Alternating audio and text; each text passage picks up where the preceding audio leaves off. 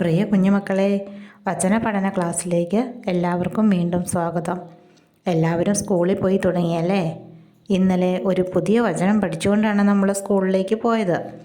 വചനം പഠിക്കാൻ ആഗ്രഹിക്കുന്ന കൂട്ടുകാരോടൊക്കെ ഈ ക്ലാസ്സിനെ കുറിച്ച് പറയണം കേട്ടോ. ഇന്നലെ പഠിച്ച വചനം ഓർമ്മയുണ്ടോ?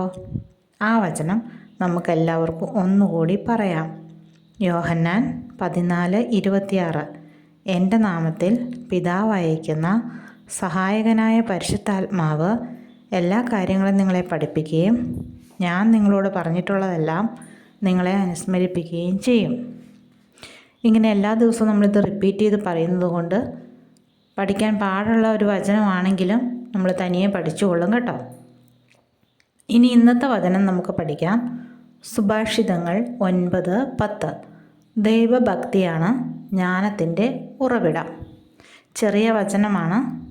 നമുക്കിത് 2-3 പ്രാവശ്യം റിപ്പീറ്റ് ചെയ്ത് പറയാം. സുഭാഷിതങ്ങൾ 9:10. ദൈവഭക്തിയാണ് ജ്ഞാനത്തിൻ്റെ ഉറവിടം.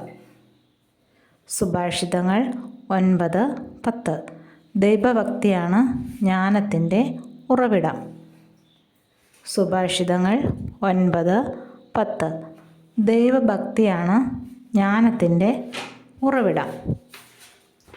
ഇനി ഇത് നമ്മൾ ബുക്കിലേക്ക് 2 എന്ന നമ്പറിട്ട് എഴുതി വയ്ക്കണം. നിങ്ങളുടെ സൺഡേ ക്ലാസ്സിൽ വചന ഡയറി എഴുതാൻ പറഞ്ഞിട്ടില്ലേ? സൺഡേ ക്ലാസ്സിലെ കൂട്ടുകാരോടൊക്കെ പറയണം ഈ ക്ലാസ്സിൽ ജോയിൻ ചെയ്യാൻ. നാളെ പുതിയൊരു വചനവുമായിട്ട് വരാം. ദൈവം എല്ലാവരെയും അനുഗ്രഹിക്കട്ടെ.